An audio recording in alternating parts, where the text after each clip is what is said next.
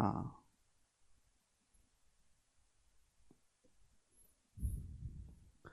Hello दोस्तों, नमस्ते भाई।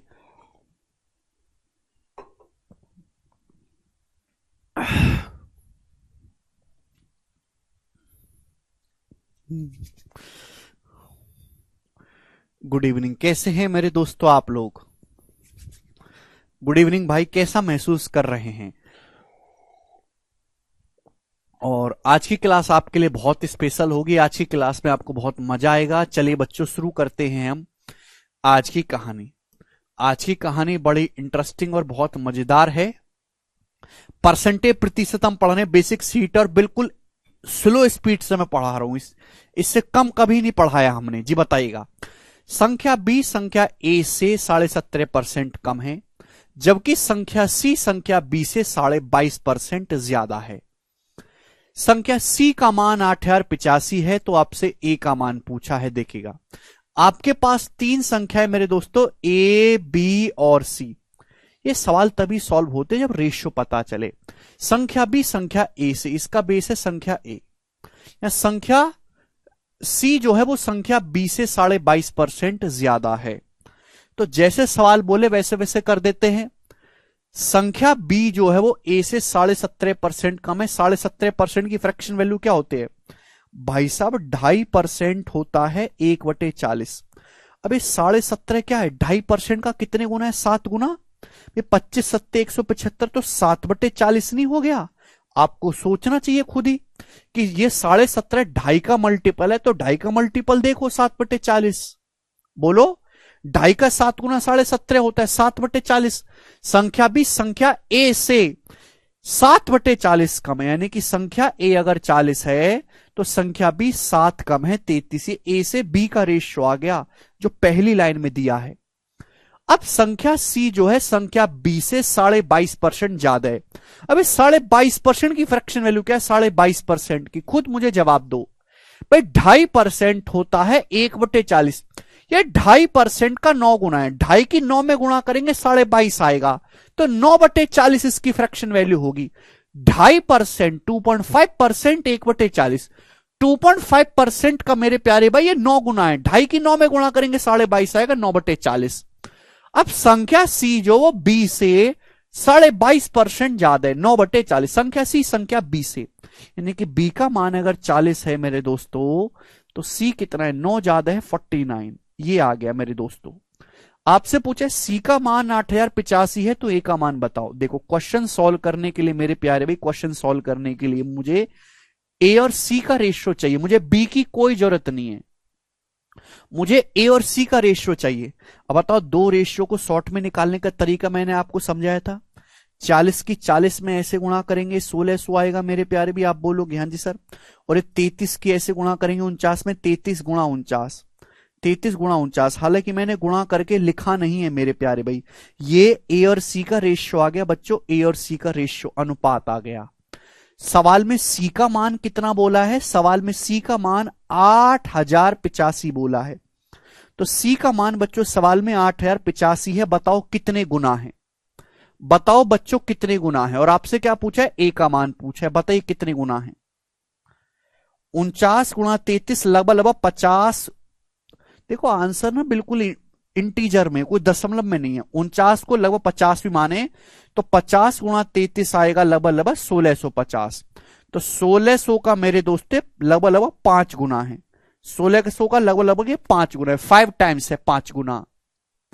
तो ये 1600 का भी यहां पे 5 गुना होगा, 8000। तो 8000 इसका आंसर है।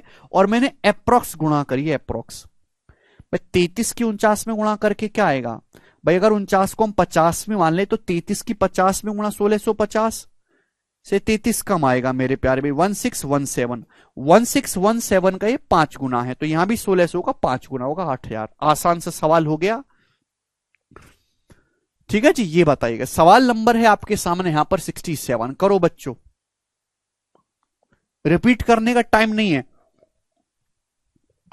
जितना मैं आपको क्लासरूम में करवा रहा हूं, जो आपके नोट्स में लिखा हुआ वही सफिशिएंट है। उसके अलावा आपको कुछ भी पढ़ने की जरूरत नहीं है। क्लास में ही पूरा गणित तैयार हो जाएगा, अलग से कोई मेहनत की जरूरत नहीं है। उसके अलावा प्रैक्टिस आपको प्रीवियस ईयर की ना भी करो, केवल सीट भी सॉल्व कर लो, काफी है। कितनी बार बताऊं, मैं ऐसा पढ़ा रहा हूं कि जो मैंने पढ़ा दिया वही सब कुछ है, उसके अलावा कुछ नहीं करना। डेली मैं यूट्यूब पे एक मॉक टेस्ट भी सॉल्व करवाता हूं 10 बजे, उसको किया करो आके लाइव। मेहनत करो शिवम, उतारने का वंश साथ साथ उतारा करो, साथ साथ समझा करो, साथ साथ लिखा करो, साथ साथ आगे बढ़ा करो। ए बी से 20% कम है, सी डी से 30% ज्यादा है, डी ए से 25% कम है। तो इनमें से कौन सा कथन सत्य है? आपको बी और सी में रिलेशन निकालना है, बी और सी में। तो भाई 4 संख्याएं आपके सामने दी हैं, ए बी सी डी, ये 4 संख्याएं। सवाल में डाटा बहुत आसान है, 100 मान के करेंगे। ए बी से 20% कम है, बी से। ए बी से 20% कम है, इसका मतलब ये हुआ बी से। अगर बी का मान 100 है तो ए का मान 80 है। ये आ गया मेरे दोस्तों। अगर बी का मान 100 है तो ए का मान 80 है, 100 से 20 कम 80 है। तो ये ए बी का एक तरीके से रेशियो आएगा। अगर मैं इसके बाद सीधे दूसरी लाइन का इस्तेमाल करने लगता हूं तो ए बी का रेशियो अलग बन जाएगा, सी डी का रेशियो अलग बन जाएगा, दिक्कत होगी। तो इस लाइन को स्किप करो। भाई मुझे यहां पे डी का रिश्ता ए के साथ दिख रहा है, इसलिए मैं इस लाइन का इस्तेमाल कैसे जल्दी पहले करूंगा। भाई बी का मान 100 है तो ए का मान 80 है, पहली लाइन में दिया हुआ है। अब यह भी दिया हुआ है कि डी ए से 25% कम है, डी जो है ए से 25% कम है। अगर ए का मान 80 है तो 80 का 25% कितना होता है? 80 का 25% यानी कि 1/4 होता है 20। तो 80 से 20 कम है यानी कि 60। तो डी का मान जो वो 60 है। सवाल के अकॉर्डिंग यही बोला गया कि डी जो है वो ए से 25% कम है। अगर ए का मान 80 है तो डी का मान जो यहां से 60 आ गया। क्लियर बात सब पता चली? अब हम इस लाइन पे आएंगे मेरे दोस्तों, अब इस लाइन पे आएंगे कि सी डी से 30% ज्यादा है, सी डी से 30% ज्यादा है, डी से। अब डी का मान है 60, 60 से 30% ज्यादा है। 60 का 30% होता क्या है? जब मैं आपसे कहता हूं 60 का 30% निकालो तो आपको समझना चाहिए कि परसेंटेज से 2 जीरो कट जाती है, 18। 60 से 18 ज्यादा यानी कि 78। तो सी का जो मान है वो 78 है। जल्दी जल्दी किया करो। ये आ गया रेशियो। अब ये चारों संख्या आपस में कनेक्टेड है, चारों का रेशियो आ गया। पूछा है बी और सी में रिलेशन, तो मुझे इस पे ध्यान देना है, बी और सी में ये ध्यान देना है मुझे केवल। क्लियर? आप बोलोगे हाँ जी सर। भाई बी का मान अगर 100 है तो सी का मान 78 है। 100 से 78 कैसे आएगा? 100 की अगर 0.78 में गुणा करेंगे मेरे प्यारे भाई आएगा। 100 की 0.78 में गुणा करेंगे 78 आएगा। यानी कि सी जो है वो क्या है? बी का 0.78 गुना है। दशमलव की थोड़ा नॉलेज रखो, बी ऑप्शन आंसर है। बी से सी का रेशियो 100/78 होना चाहिए, जो बी ऑप्शन में दिखाई दे रहा है। सी कैसे आएगा? जब बी में 0.78 से गुणा करेंगे, 100 में 0.78 से गुणा करेंगे 78, यानी कि सी बराबर जो है वो बी का 0.78 है। आगे चलते हैं। कितना आसान सवाल। एक और क्वेश्चन आपके सामने ऐसा ही है, 68 नंबर। करो जल्दी।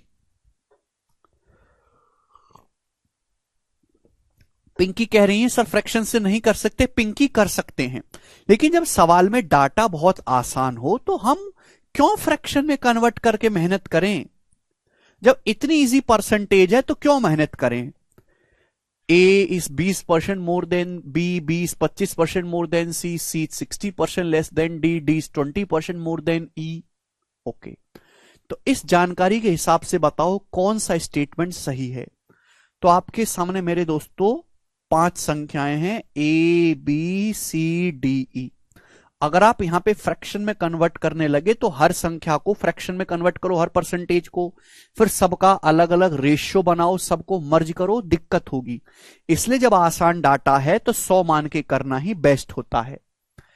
ए बी से 20% ज्यादा है, बी सी से 25% ज्यादा है, सी डी से 60% कम है, और डी जो है वो ई से 20% ज्यादा है। तो इस सबके नीचे क्या बैठा हुआ? ई। ए का बेस है बी, बी का बेस है सी, सी का बेस है डी, डी का बेस है ई। तो सबके नीचे ई है। मैं ई से शुरुआत करूंगा सवाल को सॉल्व करना। ए का बेस बी है, ए की तुलना बी से, बी की तुलना सी से, सी की तुलना डी से, डी की तुलना ई से।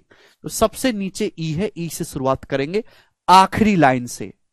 ऐसा नहीं कि यहां से शुरू करो, आखिरी से शुरू करो, क्योंकि सबके नीचे ई आता है। डी जो है वो ई से 20% ज्यादा, यानी कि ई का मान अगर 100 है तो डी 20% ज्यादा है, 120 ये आया। उसके बाद अब से ये लाइन आ गई, सी 60% लेस देन डी, सी 60% लेस है 120 से, सी जो है डी से 60% कम है।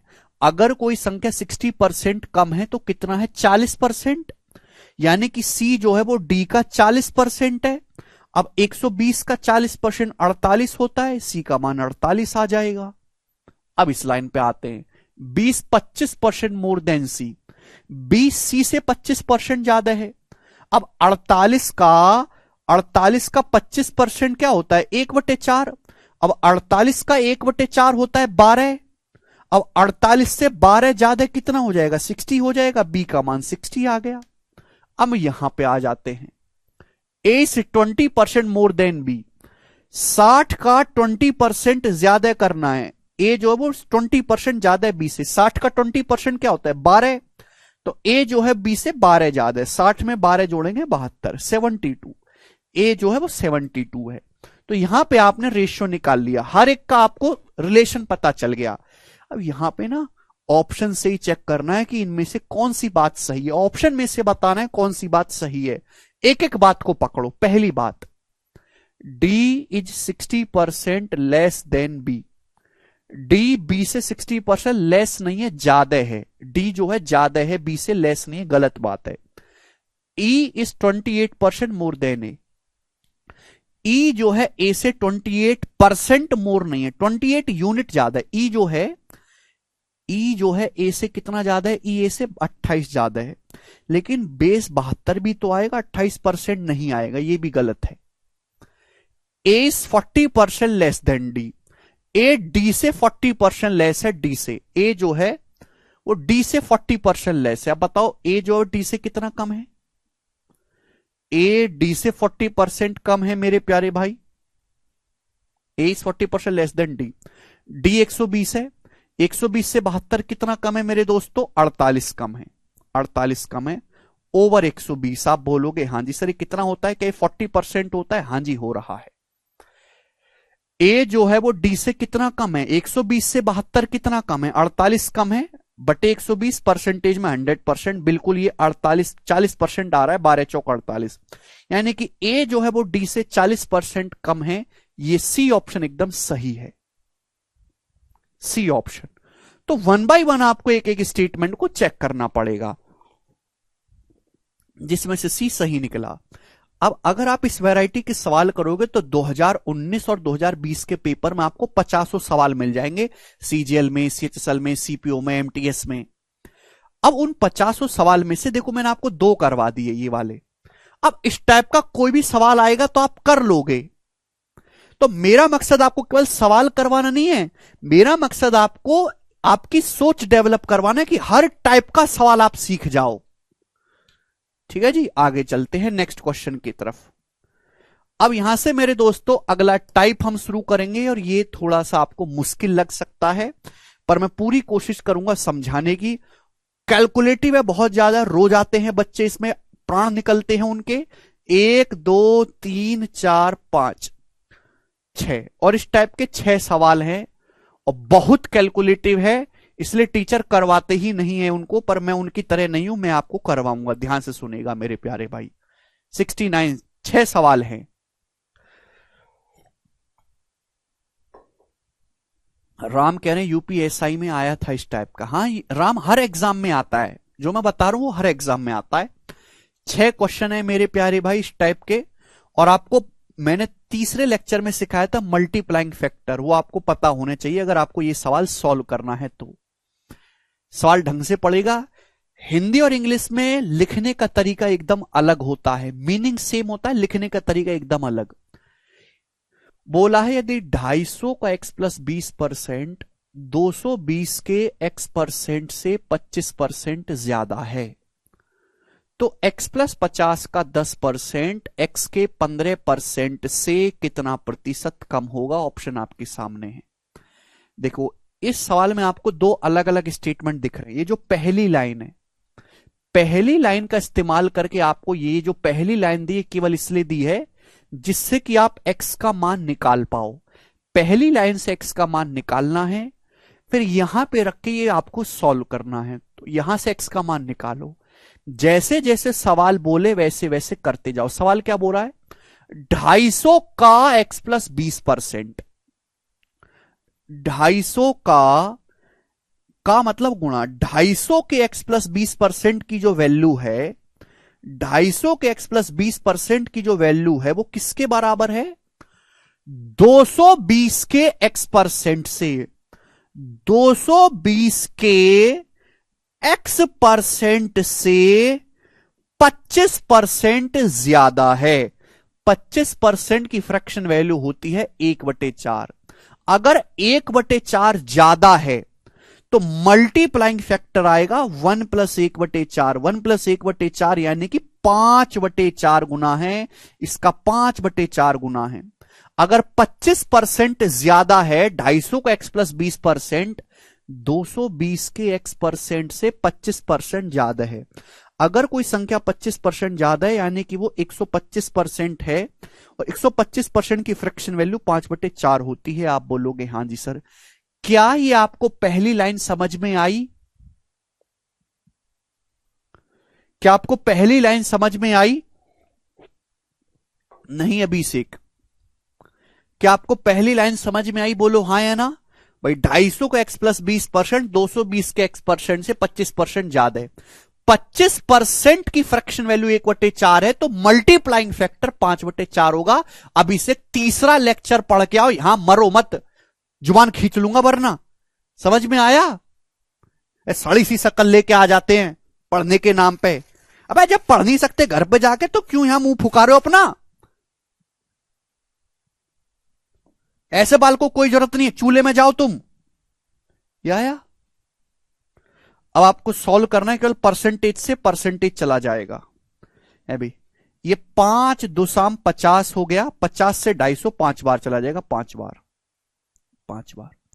ठीक है जी।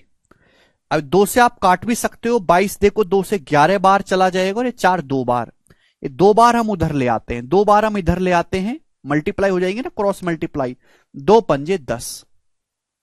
अब देखो 10 की अंदर गुणा करेंगे 10x, या 11 की x में गुणा 11x, तो 11x और 10x का डिफरेंस x आएगा। x बराबर आएगा 10 की 20 में गुणा करो 200, x का मान 200 आ गया। तीसरा लेक्चर पढ़ के आओ, तीसरा लेक्चर, यहां मरो मत बिल्कुल भी। पढ़ते लिखते हैं नहीं और आ जाते मुंह उठा के। ये आपसे अब पूछा क्या है? बोला है x+50 का 10% x के 15% से कितने प्रतिशत कम होगा। x का मान सॉल्व करके मैंने 200 निकाला, तो x+50 का 10% x के 15% से, इससे तुलना करनी है। तुलना करनी है x के 15% से, बेस है। x का मान 200 आया है, 200, x का मान है 200, तो 200 का 15% क्या होता है? 200 का 15% होता है 30। 30 से कितना कम है? x+50 का 10%, x है 200, 200 + 50 हो जाएगा 250, तो 250 का 10% होता है, 250 का 10% होता है 25। तो सवाल बेस को मैं हमेशा इधर लिखता हूं। 30 से 25 कितना कम है बताइएगा? 30 से 25 कितना कम है, यही तो पूछा है परसेंटेज में। 5 कम है 5/30। 30 से 25 कितना कम है? 5 कम है बटे 30। 5/30 मतलब 1/6 कम है, और 1/6 की परसेंटेज वैल्यू होती है 16 सही 2/3%।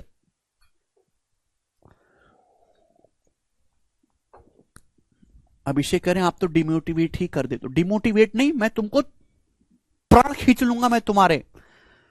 जैसे सनी देओल ने नल उखाड़ा, मैं गर्दन उखाड़ दूंगा तुम्हारी, पढ़ोगे नहीं तो।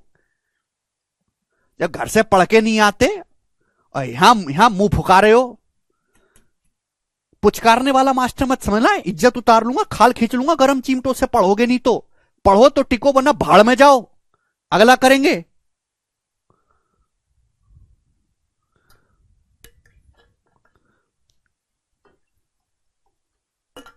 नेताओं से भी गए गुजरे हो तुम लोग, नेताओं से भी। कम से कम नेताओं का ईमान होता है कि 10, 20, 50, 100 रुपए पे नहीं डोलता। तुम्हारा ईमान ये है कि आपकी नौकरी नहीं है, घर वाले राह देख रहे हो, उसके बाद भी पढ़ने को तैयार नहीं हो, उनसे गए गुजरे हो।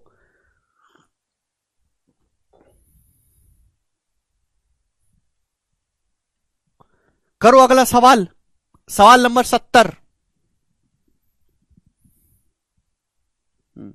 जी करिए, बुद्धि खोल देगा सवाल।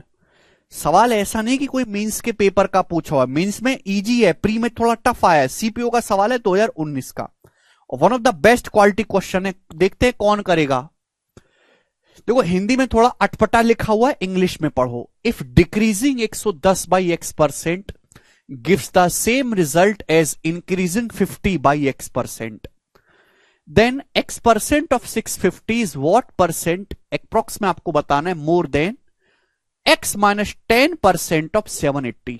देखो मेरे प्यार भी, ये जो पहली लाइन दी है ये केवल आपको x का मान निकालने के लिए दी है। पहली लाइन से x का मान निकालो, है क्यों ना?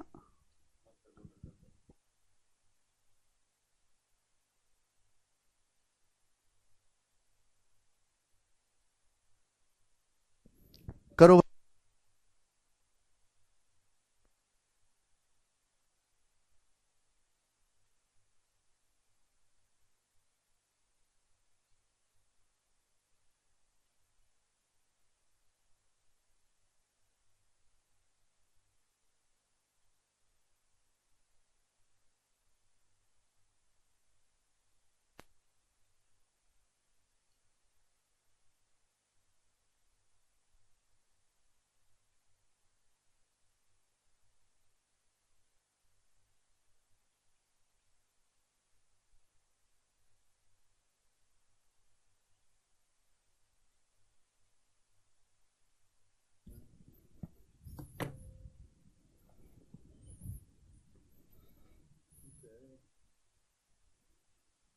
बताओ। देखिए भाई, सवाल में पहली लाइन में बोला है कि 110 को x% घटाने पर उतना ही रिजल्ट आता है जितना 50 को x% बढ़ाने से आता है। अब मैंने आपको बताया कि अगर आप किसी संख्या को x% घटाओगे तो मल्टीप्लाइंग फैक्टर जो आएगा वो 1 माइनस x% होगा, 1 माइनस x%। ये बात समझ रहे हैं आप? बताओ, मैंने आपको सिखाया है कि नहीं? अगर x% बढ़ाओगे तो मल्टीप्लाइंग फैक्टर होगा 1 प्लस x%, पढ़ के आइएगा। अब आपके पास कोई संख्या है 110, 110 को x% घटाओगे तो संख्या क्या रह जाएगी? मल्टीप्लाइंग फैक्टर 1 माइनस x%, ये आएगा मेरे प्यारे भाई। ठीक है जी, बोलो। ये सेम रिजल्ट है जब आप 50 को x% बढ़ाते हो तो 50 इंटू 1 प्लस x%। आप बोलोगे हां जी सर बिल्कुल सही, कोई प्रॉब्लम नहीं है। समझ में आया? जैसे एग्जांपल के लिए दोबारा समझा देता हूं, अगर आप किसी संख्या को 25% बढ़ाओगे तो मल्टीप्लाइंग जो फैक्टर आएगा वो क्या आएगा? हर संख्या अपने आप में एक तो है ही, आप 25% बढ़ाए, 25% का मतलब होता है 1/4। चाहे 25% लिखो चाहे 1/4 लिखो, एक ही बात है। यानी कि वो संख्या खुद का 5/4 गुना हो जाएगी। 1 प्लस 1/4, 5/4 गुना। तो देखो ये इक्वल होना चाहिए, पढ़ा नहीं है तो भैया कुछ नहीं हो सकता। तीसरा लेक्चर पढ़ के आओ, 0 से 0 कट गया, 11 एकम 11, 5 एकम 5, 11 5 का डिफरेंस आ गया 6। अब मैं लिख नहीं सकता हर स्टेप को, अंदर गुणा होती है फिर पक्षांतर होता है, वो दिमाग में करा करो। 11 एकम 11, 5 एकम 5, 11 और 5 का डिफरेंस 6। 11 की यहां गुणा होगी तो माइनस का 11x आएगा, 5 की गुणा होगी 5x आएगा। अब डिफरेंस लेंगे, -11 और 5 का डिफरेंस 16, 16x% आएगा। जो नहीं समझ सकते इस बात को, वो पहले गुणा करके लिख ले छोटे बालक की तरह। तो x% का मान आया जी 6/16, 16 इधर आ जाएगा, 6/16 आ गया 3/8। तो x% की जो फ्रैक्शन वैल्यू है 3/8, x% की फ्रैक्शन वैल्यू आएगी। समझ में आया? डाटा थोड़ा अच्छा है, ये समझ में आया? तो आपको मल्टीप्लाइंग फैक्टर पता होना चाहिए। तो यहां से x% की जो फ्रैक्शन वैल्यू आएगी वो 3/8 आएगी। बोलो यस और नो, कुछ तो बोलो। ठीक है, टिपिकल डाटा है ये। सर कैसे मालूम चलेगा कि मल्टीपल फैक्टर है? भाई मालूम ऐसे चलेगा कि यहां जब भी हम किसी संख्या को बढ़ाते हैं या घटाते हैं तो मल्टीप्लाइंग फैक्टर से ही तो गुणा होती है। तो x% का मान 3/8 आ गया, x% का मान 3/8। लेकिन आपसे x% की वैल्यू नहीं पूछी है, x% की फ्रैक्शन वैल्यू 3/8 आई। अगर मैं आपसे पूछूं कि x का मान क्या है, मैं अगर आपसे यह पूछने लगूं कि x का मान क्या है, जवाब दो जरा, x का मान क्या आएगा? भाई मैं आपसे यह कहूं कि x% एग्जाम्पल के लिए 1/5 है, तो x की वैल्यू क्या होगी? तो आप ये नहीं कहोगे सर x का मान 20 होगा। 20% की वैल्यू 1/5 होते, 20% की वैल्यू 1/5। अगर x% 3/8 आया है तो x का मान 37.5 है। अगर x का मान आपको निकालना हो तो 37.5% की फ्रैक्शन वैल्यू 3/8 होती है, 37.5%। तो x की वैल्यू 37.5 है और 37.5% की फ्रैक्शन वैल्यू 3/8 आया है। तो ये आया मेरे दोस्तों। तो पहली जो लाइन है यहां से हमने x का मान निकाला। अब दूसरी लाइन में हमारा सवाल है, दूसरी लाइन में बोला है 650 का x% 780 के x-10% से कितना परसेंट ज्यादा है? क्लियर है? दूसरी लाइन में सवाल है, यहां तक तो हमने केवल x का मान निकाला, इसको भूल जाओ। 650 का x% 780 के x-10% से कितना ज्यादा है? तो बेस क्या है? बेस है 780 का x-10%, ये बेस है 780 का x-10%। अब एक बात मुझे बताओ, ये x-10% का मतलब क्या है? अगर परसेंटेज में आप देखोगे तो इसका मतलब है x% -10%, यही तो है। परसेंटेज तो ब्रैकेट के बाहर है ना, तो x% -10%। मैंने x% निकाला है 3/8, 10% का मतलब होता है 1/10। तो 8 और 10 का एलसीएम हो गया जी 40, 40 हो गया। तो 8 पंजे 40, 5 तिया 15, 10 चौक 40, यानी कि 11/40 हो गया। तो x-10% की जो फ्रैक्शन वैल्यू है वो 11/40 आ गई। जो बालक ऐसे नहीं समझ सकते वो ऐसे समझो, x% का मान 3/8 है तो x का मान कितना होगा? 37.5 होगा, क्योंकि 12.5% होता है 1/8 और 37.5% होता है 3/8। 37.5% होगा 3/8, तो x की वैल्यू जो 37.5 है। अगर x 37.5 है, 37.5 में से 10 घटाओगे, 37.5 में से 10 घटाओगे तो 27.5% आएगा। और 27.5% की फ्रैक्शन वैल्यू क्या होती है भाई साहब? 27.5 2.5 का मल्टीपल है, 2.5% होता है 1/40। ये 2.5% का कितने गुना है? 11। 25 से कम 25, 25 से कम 25, 2.5% का 11 गुना है, यानी कि 11/40। ये दूसरा तरीका है। समझ में आया? आप बोलोगे हां जी सर आएगा, बिल्कुल समझ में आया है। ठीक है जी। तो 780 का 27.5%, 11/40, ये बेस आ गया। इससे कितना कम है?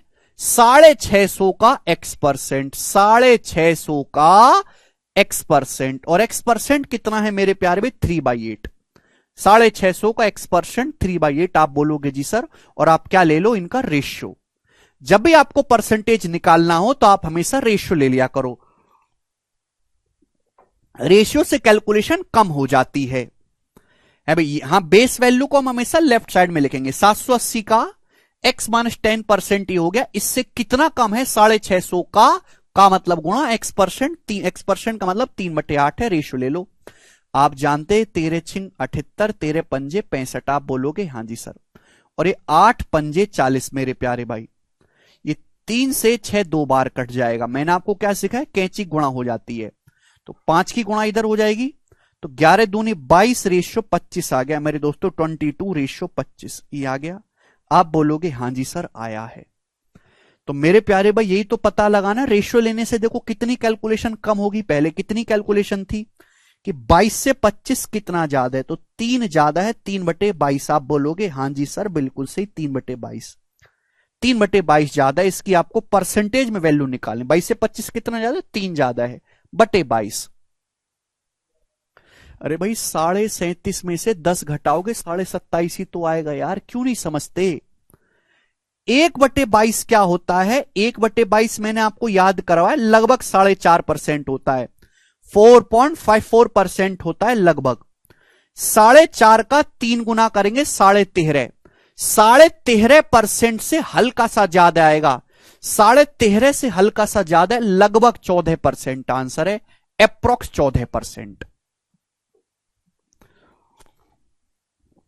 1/22 लगभग 4.5% होता है, 4.54, उसका 3 गुना करोगे, 4.5 का 3 गुना 13.5, 13.5 से हल्का सा ज्यादा आएगा, जो एक ही ऑप्शन है सी, 14%। अप्रोक्स में आंसर बताना नियरेस्ट इंटीजर में।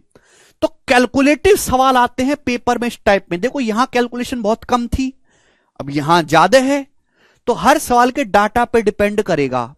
जैसे ये वाला करो जरा, इस वाले को करो आप, एक और।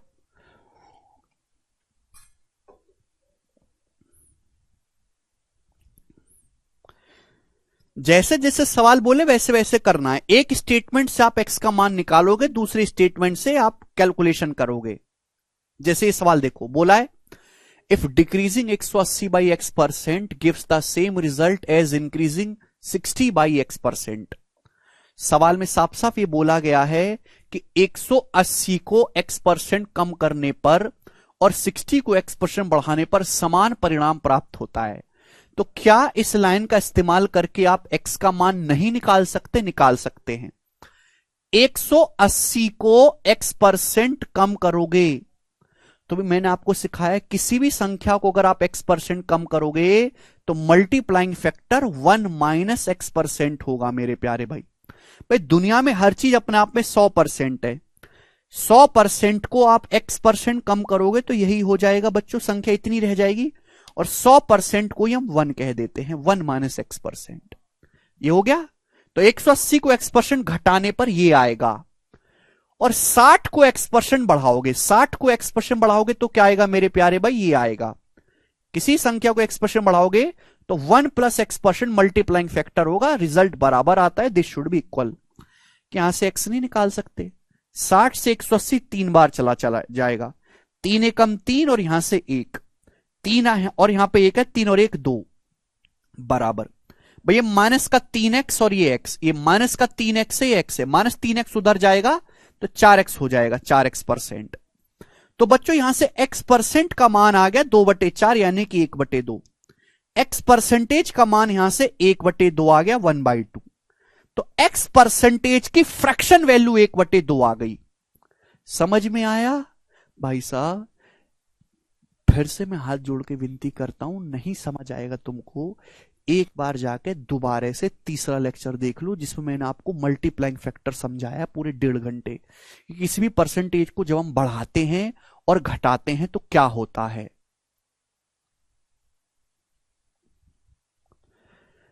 एक्स परसेंटेज की वैल्यू 1/2 है, अगर आपसे एक्स का मान पूछा जाता तो 50 आता। समझ में आया? 50%। देखो इनमें फर्क है, एक्स परसेंटेज और एक्स दोनों में फर्क है। एक्स का मान 50 है और 50% का मान 1/2 है, दोनों में फर्क होता है। एक्स परसेंटेज 1/2 है, 1/2 किसकी वैल्यू होती है? 50% की। तो एक्स की जो वैल्यू होगी वो 50 रही होगी।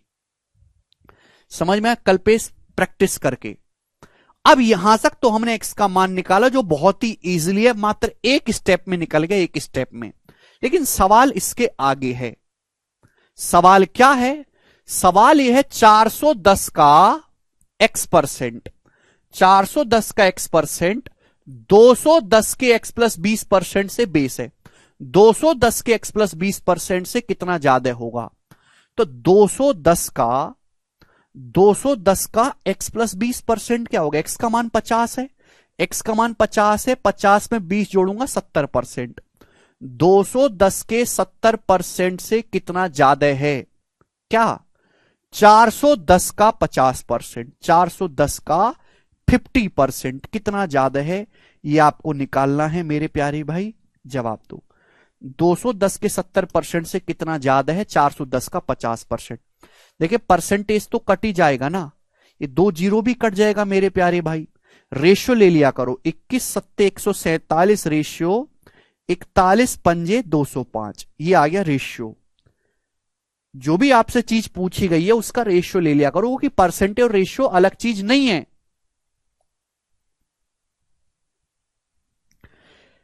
तो मेरे प्यारे भाई 147 से 205 कितना ज्यादा है, बस यही आपको निकालना है। 147 से 205 कितना ज्यादा है, और आंसर लगभग में है। अब 147 से 205 53 और 5 58 ज्यादा है, 58 ज्यादा है। अगर गधों की तरह करोगे, पागलों की तरह, तो 58 ज्यादा है बटे 143 परसेंटेज में इंटू 100% ये होगा, ये कैलकुलेशन होगी तब आंसर आएगा। लेकिन इतना नहीं करना। अब इस सवाल के ऑप्शन देखो, इस सवाल के जो ऑप्शन है 40% के नजदीक हैं। भाई अगर 147 बेस है, 147 100% की वैल्यू, तो 58 कितनी की वैल्यू है?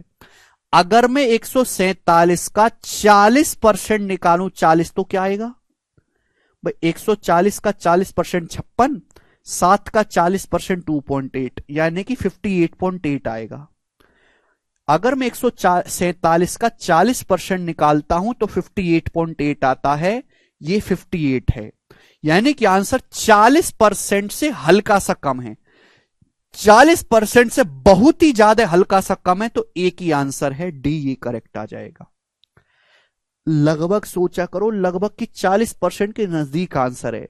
147 का 40% होता है 58.8, जबकि हमारा तो 58 है, तो ये 58.8 40% की वैल्यू है, तो 58 40% से हल्का सा कम आएगा। वो केवल एक ही ऑप्शन दिखाई दे रहा है 40 से हल्का सा कम, डी ऑप्शन। समझ में आया?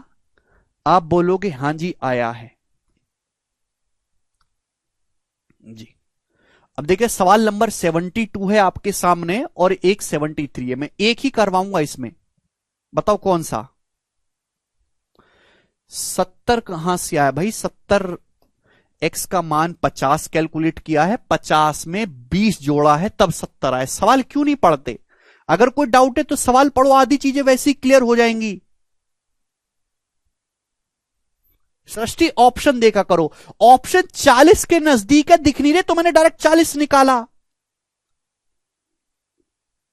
डायरेक्ट 40 निकाला। हमारी बुद्धि चेत दिमाग काम करता है, 147 को मैं 140 पढ़ता हूं या 150 पढ़ता हूं, 150 का 40% करूंगा तो ही इसके नजदीक पहुंचूंगा 60, तो मैंने डायरेक्ट 40% निकाला है। बताइएगा 73 नंबर करवाते, चलो 73 नंबर करवाते हैं, ये बताइएगा। करो। 205 बेस क्यों नहीं माना, संदीप का डाउट है। संदीप, जिससे हम तुलना कर रहे हैं 200 के एक्स प्लस 20% से, इससे कितना कम है? 410 का एक्स परसेंट, तुलना इससे हो रही है, तो बेस यही होगा ना? बताइएगा जी। टाइप सेम ही है, हल्का सा चेंज है इसमें लैंग्वेज में, जैसे सवाल बोले वैसे वैसे करते जाना है। सवाल में बोला है 190 के एक्स परसेंट का मान 180 के एक्स प्लस 10% से 15 कम है। यहां 15 कम एब्सलूट वैल्यू है, अगर यहां 15 की बजाय ये हो जाता ना 15% कम है, सवाल का अर्थ बिल्कुल चेंज हो जाता। 15 कम होना और 15% कम होने में जमीन आसमान का फर्क है। 15 मतलब घटा के 15 आएगा, 15% मतलब वैल्यू को 15% कम करने के बाद आएगा। दोनों में जमीन आसमान का फर्क है, इसलिए सवाल पिछले वाले सवाल से थोड़ा सा अलग बनता है। बोला है 190 के एक्स परसेंट का मान, लिख लो जरा जो बोले। 190 के एक्स परसेंट की जो वैल्यू है वो क्या है? 190 के एक्स परसेंट की जो वैल्यू है वो 180 के एक्स प्लस 10% से, 180 के एक्स प्लस 10% से, 180 के एक्स प्लस 10% से 15 कम है। 15 होने का मतलब इन दोनों का जो अंतर है वो 15 है। लॉजिक क्लियर हुआ दिमाग में? कुछ क्लियर हुआ दिमाग में? मैं आपसे कहूं मेरा जो मान है वो आपसे 15 कम है, तो आपका और मेरा अंतर 15 होगा। समझ में आया? बोलो, कोई प्रॉब्लम? बोलिए। सवाल में ये कम है, 190 के x% का मान इससे कम है, यानी कि 180 का x प्लस 10% ज्यादा है, उसमें से 190 का x% घटाएंगे तो 15 आएगा। अब मुझे यहां से सॉल्व करना है। अब देखो, जब अंदर गुणा होगी तो यहां 180 का x% आएगा, यहां 190 का x% आएगा। सोचो, 180 का x% एक माइनस 190 का x%, तो बचा क्या? -10 का x% बचा, -10 का x%, ये बचा कि नहीं भाई? परसेंटेज की जब अंदर गुणा होगी तो 180 का x% माइनस 190 का x%, 180 में से 190 घटाने पर -10 आता है। अब 180 की जब यहां गुणा होगी 10% में, 180 का 10% 18 होता है, 18, और बराबर आ गया मेरे दोस्तों 15। तो 15 जब इधर आएगा, 18 माइनस 15, 3 बराबर हो गया जी 10 का x% पॉजिटिव। तो x% का जो मान है वो 3/10 आ गया। x परसेंटेज की जो वैल्यू है वो 3/10 आ गई, 3/10। और बेटा अगर 3/10 किसकी परसेंटेज वैल्यू होती है? 30 की, x का मान 30 है। या आप यहां पे भी सोच सकते हैं कि x की जगह 30 रखूंगा, 30 गुणा 10 300, 300% का मान 3 होता है, x की वैल्यू 30 आ गई, 30।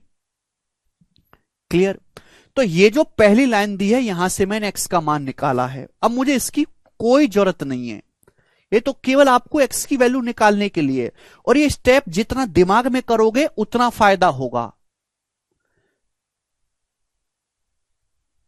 180 का 10% पवन 18 होता है कि नहीं जी?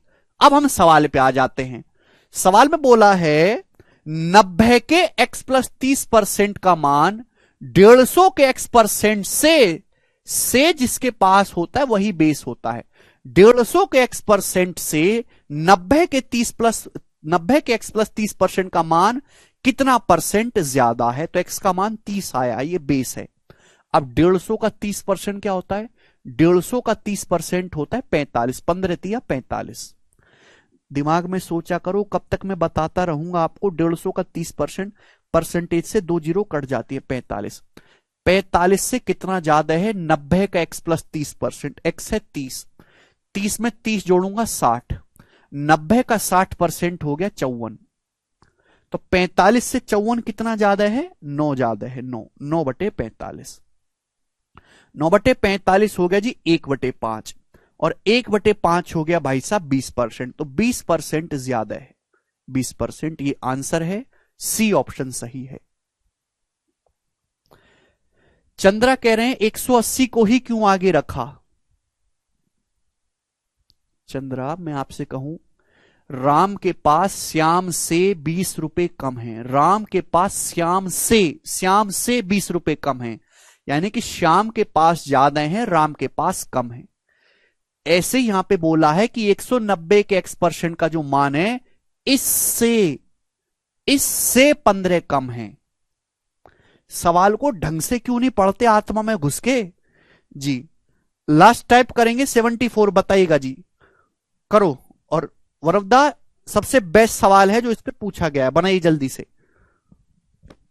हर तीसरे शिफ्ट में इस लैंग्वेज का सवाल आता है, हर तीसरी शिफ्ट में परसेंटेज की, हर तीसरी शिफ्ट में।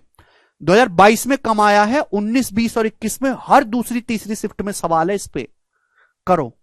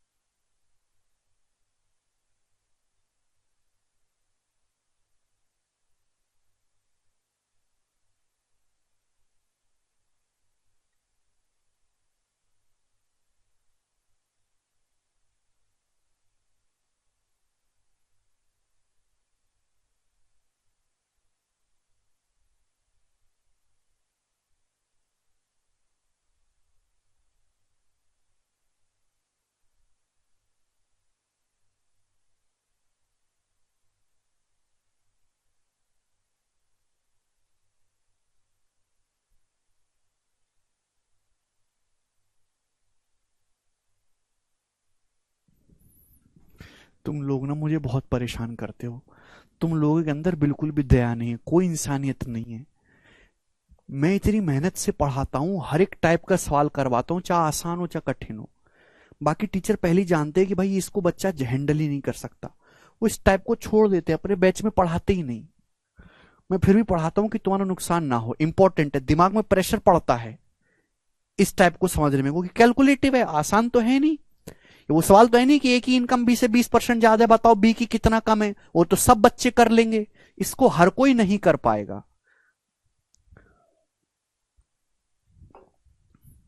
तो बुद्धि आपको थोड़ी सी लगानी पड़ेगी, उसके लिए आपको सारे कंसेप्ट पता होना चाहिए प्रीवियसर, जो भी मैंने आपको समझाया। मल्टीप्लाइंग फैक्टर का आपने तीसरा लेक्चर पढ़ा ही नहीं है, तो बताओ कैसे काम चलेगा। आप ये नहीं जानते कि 20% बढ़ाने पर क्या होगा, 30% घटाने पर क्या होगा, x% बढ़ाने पर क्या होगा, बढ़ाते कैसे हैं परसेंटेज से, घटाते कैसे हैं जी, ये मैक्सिमम लेवल है। अब जैसे सवाल में बोला है 300 का x प्लस 10%, जैसे सवाल बोलेगा हम तो वैसे करेंगे। क्वेश्चन के अकॉर्डिंग ये बोला गया है कि 300 का x प्लस 10% जो है वो 250 के x% से 57.5% ज्यादा है। किसके बराबर है? ये 250 के x% से, हाँ हाँ, 57.5% ज्यादा है। 250 के x% से 57.5% ज्यादा है। अब इस 57.5% ज्यादा का मतलब क्या है? 57.5% ज्यादा का मतलब क्या है? तो अब 57.5% की फ्रैक्शन वैल्यू बताओ क्या होगी, बताओ। 57.5 को ऐसे देखा करो, 50% प्लस 7.5, 50% 1/2 होता है, 7.5% 2.5% का 3 गुना 3/40 होता है। ब्रेक करके निकाल सकते हो कि नहीं? तो 40 एलसीएम आएगा, 23/40 हो गया। 57.5% की फ्रैक्शन वैल्यू आ गई 23/40। 57.5% की फ्रैक्शन वैल्यू 23/40। अगर कोई संख्या 57.5% ज्यादा है या 23/40 ज्यादा है, तो मल्टीप्लाइंग फैक्टर क्या आएगा? 1 प्लस 23/40, यानी कि इसका 63/40 गुना। आप बोलोगे हां जी सर, हम आपकी बात को समझ गए, टिपिकल परसेंटेज है, फ्रैक्शन में कन्वर्ट करके कर लिया। ठीक है जी, तो यहां तक की बात सभी को समझ में आ गई? आप बोलोगे हां जी सर, ये बात बहुत ही आसान थी, हमको तुरंत समझ में आ गई। अब इस लाइन से मेरे दोस्तों, ठीक है, इस लाइन से मेरे दोस्तों आपको एक्स का मान निकालना। देखो परसेंटेज तो कट ही जाएगा, ये 50 से चला जाएगा 5 बार, ये 50 से चला जाएगा 6 बार, और 5 से मेरे दोस्तों 40 चला जाएगा 8 बार। जितना कट सकता उतना काट लो। ये 3 से चला जाएगा 2 बार, ये 3 से चला जाएगा जी 21 बार, 21 बार चला जाएगा, और तो कुछ कटेगा नहीं। बटे 8 बच गया, 8 को हम इधर ले आते हैं तो 8 दूनी 16, 16 आ गया मेरे प्यारे भाई। अब अंदर अगर आप कैंची की गुणा करोगे, अंदर गुणा करोगे ब्रैकेट में, तो यहां 16x है, यहां 21x है, तो 21 और 16 का डिफरेंस 5x आ गया। 5x बराबर किसके बराबर? यहां 16 की जब 10 में गुणा होगी, 16 की 10 में 160, यानी कि x का जो मान आ गया 32 आ गया। 160 को 5 से भाग करेंगे 32 से, x की वैल्यू 32 है। समझ में आया? आप बोलोगे हां जी सर बिल्कुल सही, कोई प्रॉब्लम नहीं। तो यहां से तो हमने x का मान निकाला पहली लाइन से। अब सवाल असली जो वो दूसरी लाइन में है, बोला है x का 15%, x प्लस 13 के 20% से, ये बेस है, ये बेस x प्लस 13 के 20% से कितना कम है? x है 32, अब 32 प्लस 13 हो गया जी 45, अब 45 का 20% क्या हो गया? 9, तो 9 से कितना कम है? x का 15%, x हो गया भाई साहब 32। अब 32 का 15% क्या होता है? 32 का 15% क्या होता है? जवाब दो। 32 का 15% अगर आपको निकालना है तो 32 का 10% है 3.2, ये 32 का 10% है, तो 5% आधा होगा। अगर 32 का 10% 3.2 है तो 5% आधा होगा, 10 का आधा 5% होता है, यानी कि इन दोनों को जोड़ेंगे 4.8, तो 4.8 आ गया मेरे दोस्तों। आप बोलोगे हाँ जी सर बिल्कुल सही, 32 का 15% 4.8। तो बस इतना कैलकुलेशन करना है कि 9 से 4.8 कितना कम है, रेशियो ले लोगे तो और आसान हो जाएंगी चीजें। 6 से चला जाएगा मेरे दोस्तों 15:8, 15, 6 से चला जाएगा मेरे दोस्तों तो 15:8। 15 से 8 कितना कम हुआ मेरे दोस्तों, 7 कम हुआ, 7/15। आप बोलोगे हाँ जी सर बिल्कुल सही, कोई प्रॉब्लम नहीं है। 1/15, 6 सही, 2/3% है। हम इसका 7 गुना करेंगे 7 टाइम्स तो कितना आएगा मेरे दोस्तों, यह आएगा 42, और 14/3 यानी कि 46 सही, 2/3% इस सवाल का आंसर था। ए ऑप्शन सही है। ठीक है जी।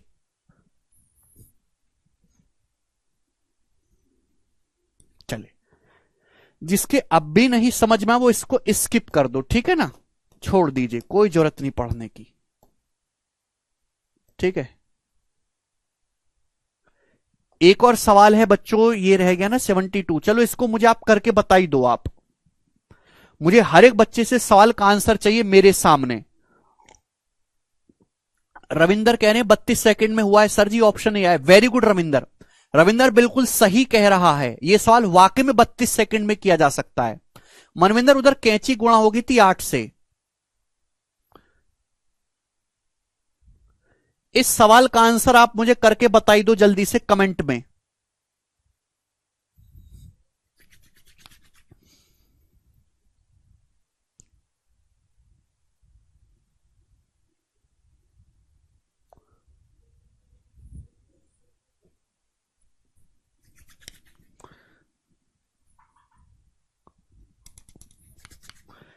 यस, सभी बच्चों का आंसर आना शुरू हो गया 32%। भाई ये भी तो बालक हैं, ये कैसे बता रहे हैं 32%। वेरी गुड, यही चाहिए मेरे दोस्तों। आगे चलेंगे, अगला 75 नंबर भाई करेंगे। सवाल नंबर 75 आप लोगों के सामने, और ध्यान से समझिएगा मेरे दोस्तों।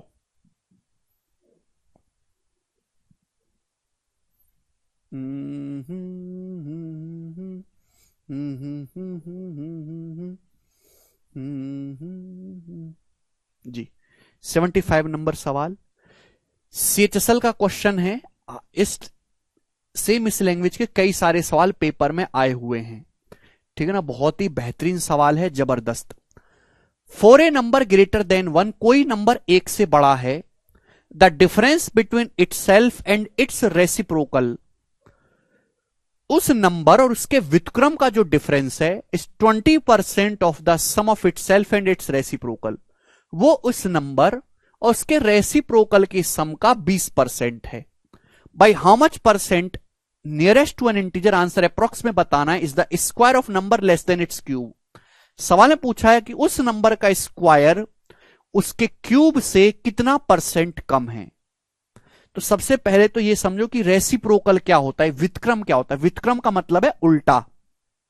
जैसे कोई नंबर है 6, 6 का उल्टा 1/6 ही होता है व्युत्क्रम। समझ में आया, जिसको हम इनवर्स बोलते हैं, 6 इनवर्स। समझ में आ गया जी, आप बोलोगे हाँ जी सर समझ आया। तो यह सवाल तभी सॉल्व होगा जब आपको वो संख्या पता चले जिसके बारे में एग्जामिनर बात कर रहा है। एक ही सवाल करवाऊंगा बस, तभी सॉल्व होगा जब आपको यह पता चले कि किसके बारे में एग्जामिनर बात कर रहा है। तो मैंने मान लिया कि कोई संख्या मेरे दोस्तों x है, तो जैसे सवाल बोले वैसे वैसे करते जाओ। संख्या है x, ये 1 से बड़ी है, 1 से बड़ा। अगर कोई संख्या 1 से बड़ी है उसका व्युत्क्रम करेंगे तो छोटी हो जाएगी। तो बोला है किसी संख्या x और उसका रेसिप्रोकल हो जाएगा 1/x। इनका जो डिफरेंस है, किसी संख्या और उसके व्युत्क्रम का जो डिफरेंस है वो किसके बराबर है, वो उस संख्या और उस संख्या का जो रेसिप्रोकल है यानी कि 1/x, उनके योग का कितना परसेंट है, उनके योगफल का 20% है। का 20% मतलब 20% से गुणा। तो जैसे सवाल बोला वैसे वैसे करते गए हम। समझ में आया, आप बोलोगे हाँ जी सर आया समझ में, कि कोई संख्या x है और उसका रेसिप्रोकल 1/x, इनका जो अंतर है वो क्या है, उस संख्या और उसके व्युत्क्रम के योग का 20% है, योगफल का 20%। अब यहां से मुझे x का मान निकालना है पहले तो। अब 20% कितना होता है? 20% होता है 1/5। 20% की फ्रैक्शन वैल्यू 1/5। ठीक है, 5 जो है इधर बटे में है, जब उधर आएगा तो गुणा में हो जाएगा, गुणा में 5 इधर गुणा में हो जाएगा। अब दिमाग में सोचो, 5 के अंदर गुणा होगी 5x, इधर x, तो 5x और x का डिफरेंस 4x आएगा। अरे गुणा करके पक्षांतर करते हैं तो अंतर ही आता है। 5 की जब यहां गुणा होगी -5/x, यहां 1/x है, ये माइनस का 5/x, ये 1/x जोड़ेगा तो 5 और 1 6/x हो जाएगा। जिनको नहीं समझ में आती वो छोटे बालक की तरह अंदर गुणा कर लो, लेकिन उनका सिलेक्शन कभी नहीं होगा जो इस स्टेप से डायरेक्ट यहां पे नहीं आ सकते। x की x में गुणा होगी तो x² आएगा। x² बराबर आ गया जी 4 नीचे 6/4, और 6/4 को 2 से जब हम काटते हैं तो 3/2, तो x² आया है 3/2। तो x की जो वैल्यू है वो अंडर रूट लेने पर आएगी √3/2। x का मान √3/2 है। तो इस सवाल में आपको x मान के निकालना ही पड़ेगा, क्योंकि इतना कॉमन सेंस नहीं आदमी कि डायरेक्ट वो संख्या सोच पाए। बढ़िया,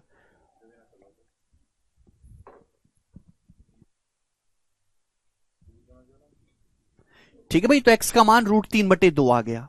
लेकिन सवाल में ये नहीं पूछा नंबर, असली सवाल तो अब यहां से शुरू होता है। बोला है कि उस संख्या का वर्ग इसके घन से कितना % कम है। वर्ग और घन तो जानते हो ना, ठीक है जी।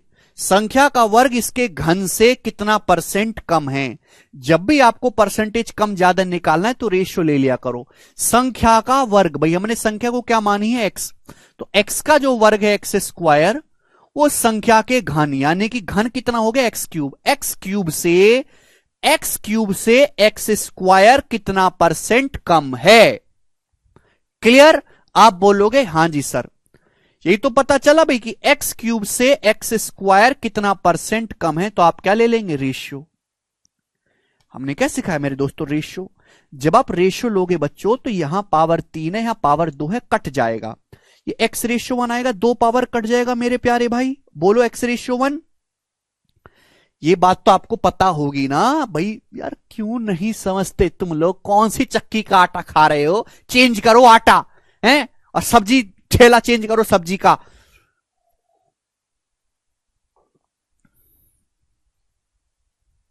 सबसे बेसिक है आशीष, ये 75वां सवाल चल रहा है, 75वां, और तुम्हारी आत्मा भी बेसिक पटकी पड़ी है तो डूब मरो कहीं जाके। संख्या का वर्ग इसके घन से कितना % कम है? संख्या का वर्ग, संख्या हमने x मानी है, तो x का जो वर्ग है वो x³ से कितना % कम है। जब भी मोर या लेस निकालो तो रेशियो ले लिया करो। अब इसको सिंप्लीफाई करके ये लिख सकते हैं, यहां पावर 2 है, यहां पावर 3 है, तो कट जाएगा, 2 पावर कट जाएगी, x बचेगा, ये 1 बचेगा x²। क्लियर है? अब x का जो मान है वो √3/2 है मेरे प्यारे भाई। √3/2, x का मान क्या है? √3/2, यानी कि x ये कितना हो गया मेरे दोस्तों?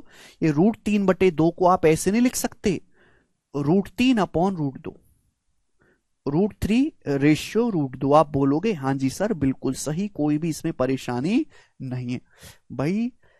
दोनों पे रूट आ जाएगा, √3 पे भी, √2 पे भी। ये x/1 का मतलब होता है x/1। समझ में आया कि नहीं? आप बोलोगे हाँ सर, यानी कि √3/√2।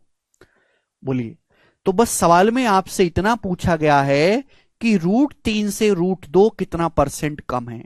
यहां कैलकुलेशन मुश्किल हो जाती है मेरे प्यारे भी, थोड़ी सी, बट एग्जामिनर बहुत समझदार है, उसने पता है कि बच्चे कैलकुलेशन नहीं कर पाएंगे, तो ऑप्शन बहुत दूर दूर दिए, बहुत दूर दूर।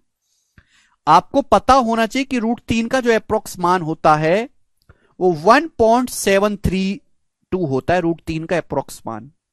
√2 की जो अप्रोक्स वैल्यू होती है लगभग वो 1.414 होती है। इनको याद कर लो, दोनों को जरूरत पड़ती है। √3 का अप्रोक्स मान 1.732 होता है, √2 का अप्रोक्स मान 1.414 होता है। इसको ध्यान रख लो, याद कर लो, बहुत ज्यादा जरूरत पड़ेगी। लेकिन जब सवाल के ऑप्शन काफी दूर दूर है तो मैं इतनी एग्जैक्ट कैलकुलेशन नहीं करूंगा, मैं 2-2 दशमलव के बाद 1-1 डिजिट ही ले लेता हूं। भाई √3 कितना होता है? √3 होता है अप्रोक्स 1.7। √2 कितना होता है? √2 होता है अप्रोक्स 1.4। तो आप मुझे बताओ 1.7 से 1.4 कितना कम है, कितना कम है मेरे प्यारे भाई? तो 0.3 कम है 1.7 से 1.4 ओवर 1.7। आप बोलोगे हाँ जी सर 3/17 और परसेंटेज में इंटू 100% आएगा। तो लगभग लगभग ये 17 कम 17 और फिर 13 बचेगा, 17 8 136, लगभग 18% के नजदीक आ रहा है। ये आंसर है लगभग 18% के नजदीक, बी ऑप्शन। सुपिंदर कह रहे हैं स्क्वायर कर सकते हैं। नहीं बेटा सुपिंदर, ये रेशियो में स्क्वायर थोड़ा ना कर सकते हो। अब 5/3 लिखा हुआ है तो 5/3 का स्क्वायर 25/9 थोड़ा ना लिख सकते हो सुपिंदर, ऐसी गलती ना करें।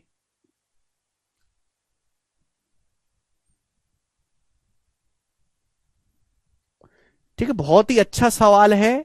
ऑप्शन दूर दूर है इसलिए कैलकुलेशन कम पड़ी है मेरे प्यारे भाई। ठीक है जी, अगला सवाल करेंगे। सवाल नंबर है आपके सामने यहां पर 76। करो बच्चों, 76 नंबर सवाल बनाइएगा।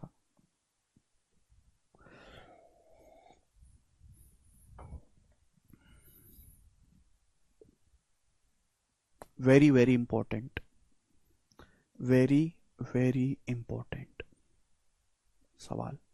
सवाल बैंकिंग के पेपर का है, कोई एमटीएस का सवाल नहीं है, एसबीआई के क्लर्क के पेपर का सवाल है ये, और काफी पुराना सवाल है 2018 का। बताओ जी क्या आंसर है इस सवाल का? अब यहां से अगला टाइप आ रहा है मेरे प्यारे दोस्तों, अगला टाइप। और इस टाइप के मेरे दोस्त मैं आपको कितने क्वेश्चन कराऊंगा मैं देख लेता हूं एक बार। 1 2 3 4 5 6 क्वेश्चन मैं आपको कराऊंगा। ढंग से समझना, केवल आपको कैलकुलेशन करनी है और कुछ नहीं। संख्या आपको दी जाएगी, संख्या कैलकुलेट करनी है, कैलकुलेशन करनी है। बोला है यदि किसी संख्या के 427.27% को उस संख्या के 1/3 में जोड़ा जाता है, उस संख्या के 1/3 के साथ जोड़ा जाता है, तो जोड़ने पर 12,920 आता है। उस संख्या का 20% ज्ञात करें। तो पहले आपको संख्या निकालनी है। क्या निकालनी है? संख्या। बोला है किसी संख्या के 427.27% को उस संख्या के 1/3 के साथ जोड़ा जाता है और जोड़ने के बाद 12,920 आता है। मतलब जैसे कोई संख्या n है तो आपने संख्या n का पहले 427.27% निकाला और इसको जोड़ा है उस संख्या ही n के 1/3 के साथ, और जोड़ने के बाद जो है 12,920 आया। ये सवाल के कहने का मतलब है। लेकिन ऐसे कैलकुलेशन करोगे तो पागल हो जाओगे, उम्र बीत जाएगी। मैंने क्या सिखाया है कि डाटा बहुत आसान है तो 100% मान के कर लेते हैं, टिपिकल है तो फ्रैक्शन में कन्वर्ट करके करते हैं। अब ये बताओ 427.27% की फ्रैक्शन वैल्यू क्या है? आप मुझे ये बताओ इसकी फ्रैक्शन वैल्यू क्या है, बताओ। टिपिकल है ना परसेंटेज, तो 400% होता है 4। 27.27% क्या होता है? 3/11। भाई हमने आपको लिखा है 9.09%, 1/11 होता है 9.09%। ये 9.09% का 3 गुना है 3/11, तो 400% 4, 27.27% 3/11, तो 11 चौक 44 और 3 47/11, यानी किसकी फ्रैक्शन वैल्यू 47/11 आई। इसकी जो फ्रैक्शन वैल्यू आई है बच्चों वो कितनी है? 47/11। क्लियर है? आप बोलोगे हाँ जी सर। अब मैं बच्चों आपके सामने एक कंसेप्ट समझाना चाहता हूं, कंसेप्ट, और इस कंसेप्ट को पूरी उम्र भर याद रखना, पूरी जिंदगी भर। केवल कैलकुलेशन को कम करने के लिए मेरे प्यारे भाई ये है, केवल कैलकुलेशन को कम करने के लिए। सुनो, जब हम बचपन में थे तो बचपन में सवालों को कैसे करते थे? जब भी ऐसा कोई सवाल आएगा, माना कोई संख्या x है, x, हम थोड़े से समझदार हुए तो हमने 100 मान के करना शुरू कर दिया 100। आज और समझदार हो गए, जब भी ऐसा कोई सवाल आए तो आपको यह समझ जाना है कि मुझे संख्या का पहले 47/11 करना है और मुझे संख्या का बटे 3 करना है। तो हम मेरे प्यारे भाई ना x मानते हैं ना 100 मानते हैं। हम ये जो फ्रैक्शन जो होती है, जो फ्रैक्शन है, इन्हीं की वजह से कैलकुलेशन बढ़ता है। हम इनके डिनोमिनेटर का, इनके हर का एलसीएम मानते हैं, एलसीएम। समझ में आया भाई? मुझे ये बात पता चल गई कि मुझे संख्या का 47/11 करना है और मुझे उस संख्या का 1/3 करना है। मुझे बटे 11 भी करना पड़ेगा, मुझे बटे 3 भी करना पड़ेगा।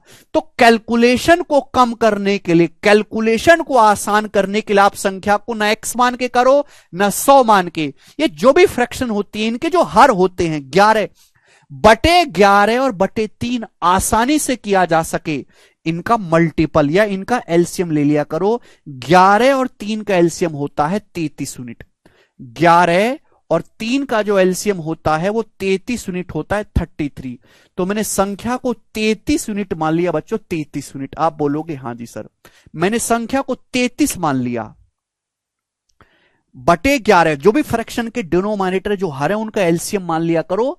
सॉल्यूशन तो आप कैसे भी कर लोगे, एक्स मान के भी कर लोगे, लेकिन कैलकुलेशन कम से कम तभी होगी जब संख्या को ऐसी मानो कि जिसका बटे 11 और बटे 3 आसानी से किया जा सके। यानी कि 11-3 का एलसीएम, 11-3 दोनों से कटने वाला नंबर मानो 33। अब देखो, मैंने संख्या 33 मान ली, तो 33 का 427.27% निकालो। 33 का 47/11 क्या आएगा? 33 का 47/11 आएगा 47 तिया 141। अगर मैं 33 का, अगर बच्चों में 33 का 427.27% निकालू, 427.27% 47/11 तो 47 तिया 141 आएगा। मैं 33 का 1/3 निकालूं तो कितना आएगा? 33 का 1/3 निकालूं तो 11 आएगा। 11 आप बोलोगे हां जी सर बिल्कुल सही। तो संख्या के 427.27% में उस संख्या का 1/3, 33 का 1/3 11 जोड़ा गया और जोड़ने पर आया है बच्चों 141 में 11 जोड़ूंगा 152, जोड़ने पर 152 आया है 152, 152 आया है। और जोड़ने पर संख्या हो क्या जाती है? जोड़ने पर संख्या हो जाती है 12,920।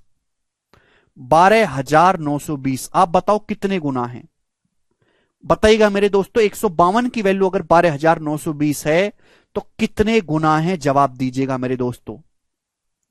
ये पूरा पूरा तो कट नहीं रहा 6 बार, तो भैया 19 से काट लेते दोनों तरफ। 19 अट्ठे 152 है भाई, 19 छिक्का 114, 15 19 अट्ठे 152। अब 8 से काटते 680 को तो अट्टू मट्टू 64 और 4 8 पंजे 40, 85 गुना है मेरे दोस्तों। ये 85 गुना है। आप बोलोगे हां जी सर बिल्कुल सही, 85 टाइम्स है। अगर ये 85 गुना है मेरे दोस्तों, 85 गुना, तो संख्या क्या होगी? संख्या भी 33 का 85 गुना होगी, 33 गुणा 85। अगर आपसे यह पूछा होता कि बताओ संख्या का मान क्या है, तो संख्या आ जाती 33 गुणा 85। लेकिन सवाल में संख्या नहीं पूछी है, आपसे पूछा है संख्या का 20% बताओ। तो इस 33 गुणा 85 का 20% पूछा है, संख्या का 20% यानी कि 1/5। तो 5 से 85 17 बार चला जाएगा, तो आएगा मेरे दोस्तों 510। 17 की 30 में गुणा 510 और 51 561। 561 सवाल का आंसर था, जो कि पहला ऑप्शन एकदम सही बनता है। बताओ।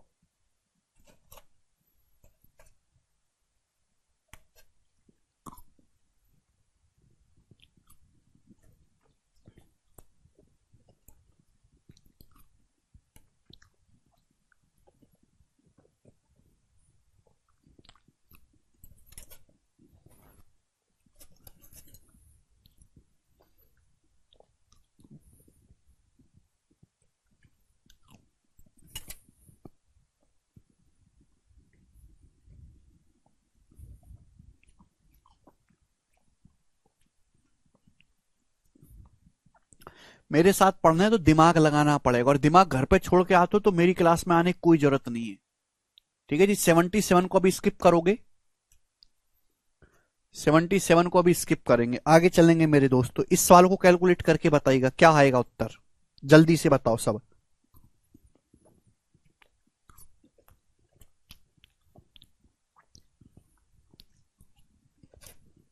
करो।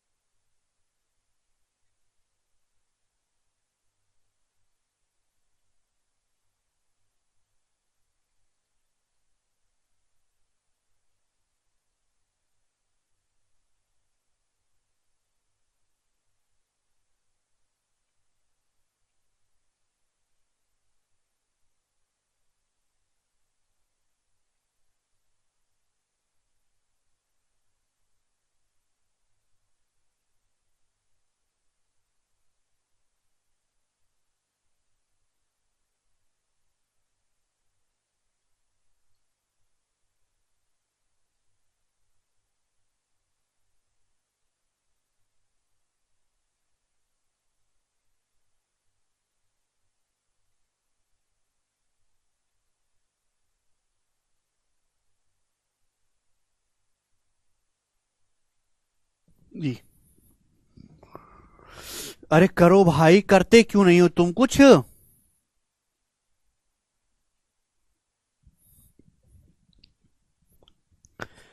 ए की इनकम बी से 30% कम है, बी की इनकम सी से 137.5% ज्यादा है। यदि ए की इनकम बी से 28,500 कम है तो सी की इनकम बताइएगा। तीन बंदे हैं, ए बी और सी। जैसे सवाल बोले वैसे वैसे करते जाओ। बोला है ए की इनकम बी से 30% कम है, बी की इनकम सी से, तो भैया ए का बेस है बी का बेस है सी, तो सी से शुरुआत करेंगे। बी की इनकम सी से 137.5% ज्यादा है। 137.5% की फ्रैक्शन वैल्यू 1 प्लस 37.5% की फ्रैक्शन वैल्यू 3/8। 100% 1, 37.5% 3/8, यानी कि 11/8 हो गया। तो ये सवाल में ये बोला गया कि बी की इनकम सी से 11/8 ज्यादा है। इसका मतलब ये हुआ कि अगर सी की इनकम 8 है तो बी की 11 ज्यादा है 19। ये बी सी का रेशियो आ गया, बी और सी का। ठीक, आगे चलते हैं। उसके बाद ए की इनकम बी से 30% कम है, तो 30% की फ्रैक्शन वैल्यू 3/10 होती है।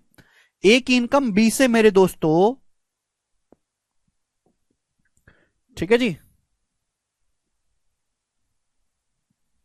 ए की इनकम बी से 30% कम है, बी से, यानी कि बी की अगर 10 है तो ए की जो इनकम है मेरे दोस्तों 7 है। 7 आप बोलोगे हां जी सर बिल्कुल सही। अब मुझे केवल इन तीनों रेशियो को दोनों रेशियो कंपाइल करना है, कुछ भी नहीं करना। तो ऐसे क्रॉस मल्टीप्लाई करते हैं मेरे दोस्तों। यहां तो कोई समस्या, आप बोलोगे हां जी सर कोई भी प्रॉब्लम नहीं है। ठीक है, तो 19 सत्य आ जाएगा मेरे दोस्तों 133 रेशियो, ये 19 दुसाम हो जाएगा मेरे प्यारे भी 190 है, और 10 की 8 में गुणा होगी 80। एबीसी का मेरे दोस्तों रेशियो आ गया एबीसी की इनकम का। अब जैसे सवाल बोले वैसे वैसे करते जाओ। बोला ए की इनकम बी से 28,500 कम है, तो ए की इनकम बी से कितना कम है? भाई ए की इनकम है 133, बी की है 190 यूनिट, तो ए की बी से कितना कम है? 190 में से 133 घटाओ 57 यूनिट कम है। 190 से 133 कितना कम है? 57 यूनिट कम है मेरे दोस्तों, 57। और इसी 57 की वैल्यू सवाल में कितनी दे रखी है? 28,500 दे रखी है मेरे दोस्तों। ए की वैल्यू बी से कितना कम है? 57 कम है। 57 के वैल्यू 28,500 कितने गुना है? 57 से 28,500 पूरा पूरा 5 बार कट जा रहा है, 5 गुना है 500 टाइम्स। एक की वैल्यू 500 आ गई। पूछा है सी की इनकम, तो सी की इनकम है 80, तो 80 का भी 500 गुना करेंगे। 80 गुना 500 40,000, तो 40,000 बहुत ज्यादा भैया, इतना तो देखे भी नहीं हम कभी। 40,000 इनकम है सी की। समझ में आ गया भाई साहब? आसान सवाल है, कोई प्रॉब्लम नहीं है, हर बच्चा कर रहा है, करना पड़ेगा, और कोई ऑप्शन नहीं आपके पास। सिलेक्शन चाहिए तो जो प्रीवियस ईयर के सवाल हैं, चाहे कठिन इजी मॉडरेट, सब करने पड़ेंगे। एक सवाल और आपके सामने आएगा ऐसा ही। ए की इनकम बी से 45% ज्यादा है, सी की इनकम ए और बी के इनकम के योग से 60% कम है, डी की इनकम सी से 20% ज्यादा है, बी और डी का डिफरेंस 13,200 है, तो सी की इनकम बताइएगा। बहुत बढ़िया सवाल, परसेंटेज रेशियो का अच्छा इस्तेमाल है। 4 लोग हैं भाई साहब, ए बी सी डी। जैसे जैसे बोला सवाल वैसे वैसे करो। ए की इनकम बी से 45% कम है, 100 मान के भी कर सकते हो, फ्रैक्शन में कन्वर्ट करके भी कर सकते हो, इच्छा आपकी। ए की इनकम बी से 45% कम है, 45% ज्यादा है, सॉरी। ए की इनकम बी से 45% ज्यादा है, इसका मतलब यह है कि अगर बी की इनकम 100 है तो ए की 45 ज्यादा है, ए की 145 है, 145। ये पहली लाइन है। उसके बाद सी की जो इनकम है ए और बी के योग से 60% कम है। भाई ए और बी की इनकम का योग क्या है? 145 में 100 जोड़ूंगा 245, तो सी की जो इनकम है वो ए और बी के इनकम के सम से 60% कम है। भाई अगर कोई संख्या 60% कम है तो 245 का 40% है मेरे प्यारे भाई। समझ में आया भाई साहब? अगर कोई चीज 60% कम है तो यानी कि सी की जो इनकम है ए और बी का वो 40% है। तो 245 का 40% क्या होता है? तो मेरे प्यारे भाई ये आ जाएगा 245 का 40%, 240 का 40% 96, 5 का 40% 2, 98, 96 2 98, ब्रेक करके निकाला करो। 200 का 40% 96, 240 का 5 का 40% आ जाएगा 2, यानी कि 98। तो सी की इनकम है 98। और एक्चुअली में सवाल में सी की ही इनकम पूछी है, तो आंसर जो भी आएगा 98 का मल्टीपल आएगा। 98 में 7 छुपा है, 7 का मल्टीपल ये नहीं है, ये 7 से नहीं कटता, ये 72 7 से नहीं कटता, ये 7 का मल्टीपल है, ये आंसर हो जाएगा। तो आप इस सवाल को मेरे प्यारे भाई ऑप्शन से भी उड़ा सकते, आगे आपको करने की जरूरत ही नहीं, बाहर में जाए अब एग्जामिनर। 98 आया है, 7 का मल्टीपल, 7 प्राइम नंबर है, 7 से कटने वाला एक ही ऑप्शन है, खत्म हो गया यहीं पे सवाल। आगे करना है तो बच्चों सवाल में क्या बोला है, बोला डी की इनकम सी से 20% ज्यादा है। डी की इनकम जो है सी से 20% ज्यादा है, तो डी की इनकम क्या होगी, सी से 20% ज्यादा है। 98 से 20% ज्यादा है, अगर कोई संख्या 20% ज्यादा है तो यानी कि वो 120% है, मल्टीप्लाइंग फैक्टर आएगा 1.2। 1.2 मेरे प्यारे भाई, 20% ज्यादा होने का मतलब 120% या 1.2 गुना आपको करना है मल्टीप्लाइंग फैक्टर। क्या आएगा 98 का 1.2 गुना, 90 का 1.2 गुना 108, 8 का 1.2 गुना मेरे दोस्तों आ जाएगा 9.6, 117.6। डी का मान आ गया 117.6। आप बोलोगे हाँ जी सर बिल्कुल सही, कोई प्रॉब्लम नहीं है। बोला है बी और डी का डिफरेंस 13,200 है। बी और डी का डिफरेंस क्या है, बी की इनकम है 100, डी की इनकम 117.6, इनका डिफरेंस है 17.6 यूनिट। 17.6 की वैल्यू सवाल में 13,200 रुपए दी है, बताओ कितने गुना। अगर यहां से एक दशमलव हटाओगे तो यहां जीरो चला जाएगा, बढ़ जाएगा जीरो। बताओ किससे कट रहा है भाई साहब, 44 से कट रहा है।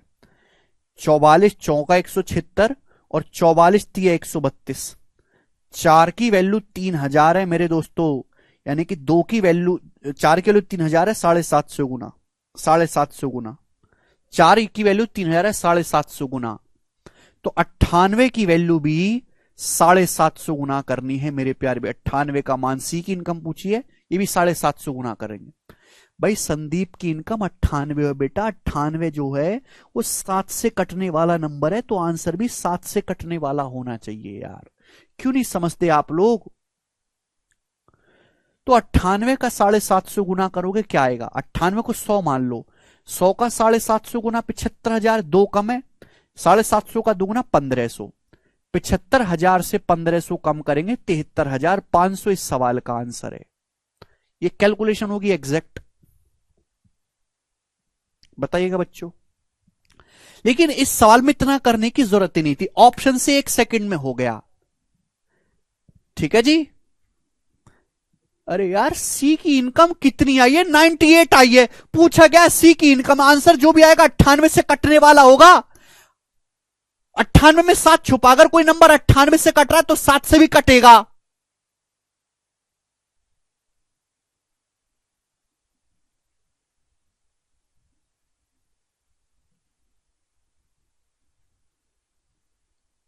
हद होती है।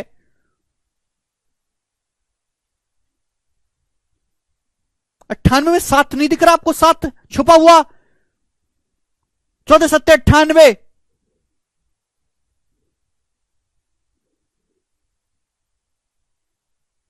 दिमाग को घर पे छोड़ के मत आया करो, लेकर आया करो क्लास में।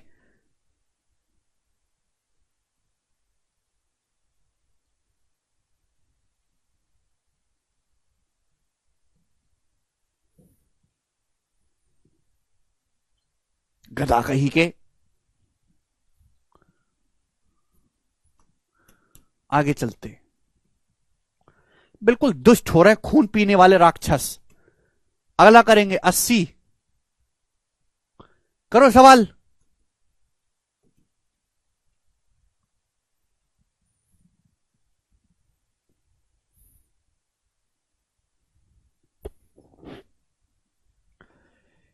ए B C divided a certain sum of money amount themselves. A B C ने आपस में कुछ पैसा बांटा, 3 लोग हैं ए बी सी, सारे प्री के सवाल हैं, 2021 के सीजीएल के प्री के सवाल है जो भी मैं करवा रहा हूं, बहुत अच्छे अच्छे सवाल पूछे गए थे परसेंटेज में। 3 लोग हैं ए बी सी, जैसे सवाल बोले वैसे करना। 3 लोग हैं एबीसी, आपस में पैसा बांटते हैं। The average of the amount with them is 4520। उनके पास जो अमाउंट है वो नहीं बोला, उनके पास जो अमाउंट है उसका एवरेज बोला है, उसका औसत 4520 है। चलो बाद में सिखाऊंगा।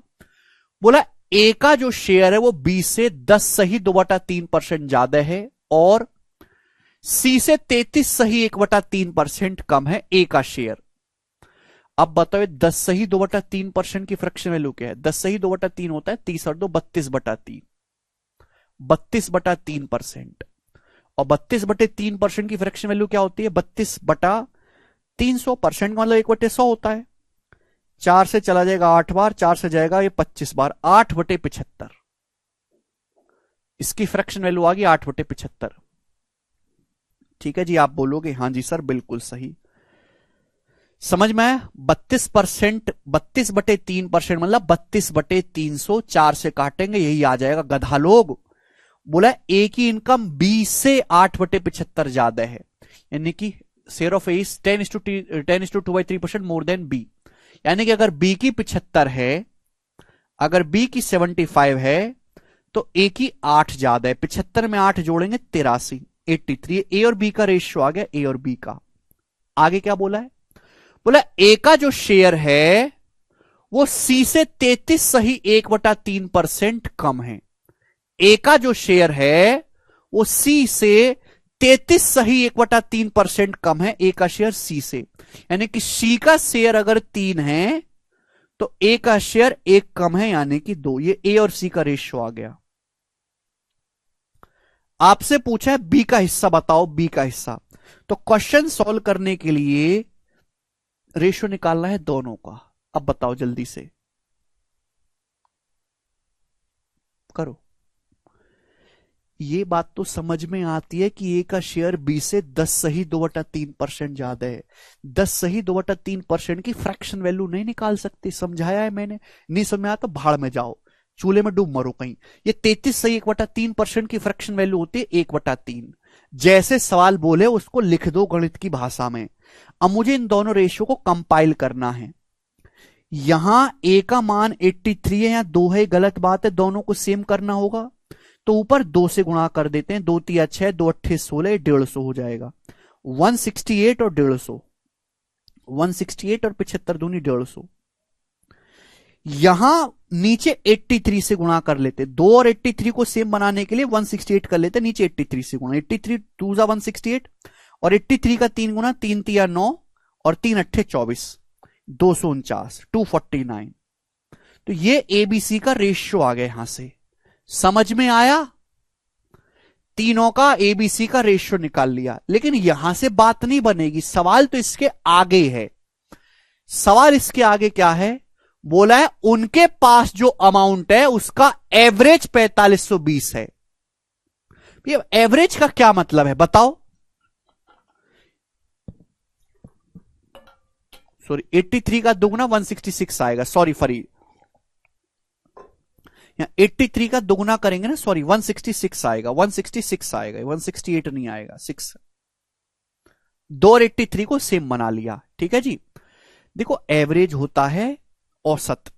जैसे आपके घर में आपके पापा 10 रुपए कमाते, चाचा 12 रुपए कमाते हैं और आप कमाते हो 2 रुपए, आप 3 रुपए कमाते हो, ये 5 रुपए मान लेते हैं।